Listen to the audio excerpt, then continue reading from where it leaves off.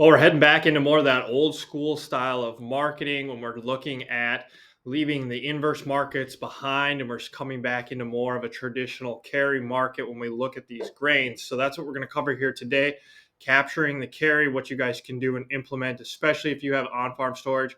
This is a good way to take advantage of that. Keep in mind, everything we're discussing is for education and example purposes. Make sure you guys understand and know your own risk tolerance as we go through the information. So what we want to do real quick is just define carry so everybody understands what we're talking about. And what that really means is your deferred month contract is a higher price than what your nearby contract is. So we'll use the wheat market, Chicago wheat market as an example here.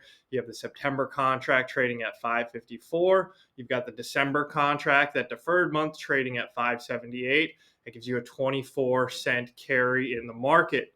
When we look across corn, beans, and wheat, the wheat market has the strongest carry here right now. I believe it's roughly 80% of the full carry number that we're getting from bar chart. When you look at corn and beans, you're a lot closer maybe to that 30, 40, 50%, depending on what contracts you're looking at. But nonetheless, we're starting to see carry kind of come back into these markets. So when we talk about capturing the carry, there's really two ways to do this. You can either just sell the further out contract outright. You can do a cash sale. You could do an option strategy and use that to capture the carry.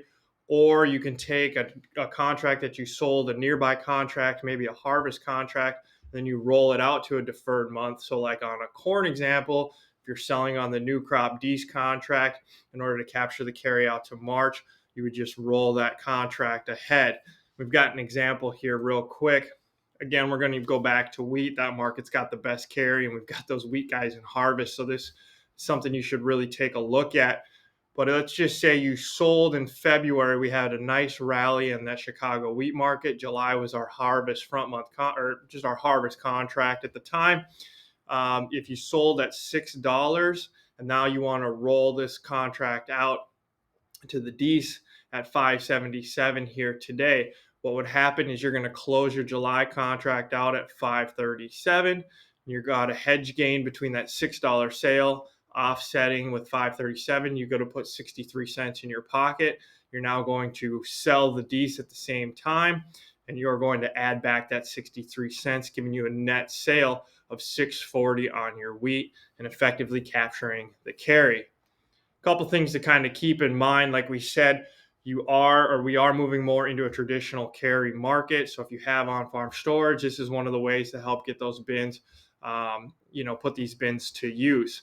It's pretty easy to do this. You either just sell the carry outright. So again, if you know you like to deliver grain maybe in March on a corn contract, you could just go ahead and sell or set your hedges against the March contract now. Or if you've already started selling against the D's, and you plan on storing grain, you could roll those contracts out to the March.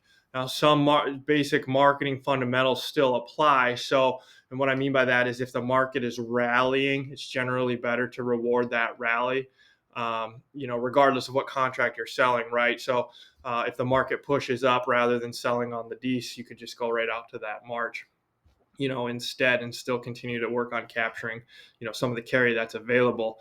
Lastly, like we said, this can be used across the corn, bean, and wheat market here as we go forward. If you guys have any questions, you need help getting together on a marketing plan, feel free to reach out to us. This is what we do, work with guys, make sure that they're up to date on this information, and remind them and look at strategies to help effectively market their grain. So again, if you got questions or comments, feel free to drop a comment down below. Give us a call. Make sure you hit the like button, subscribe to the channel. We always enjoy making the content for you.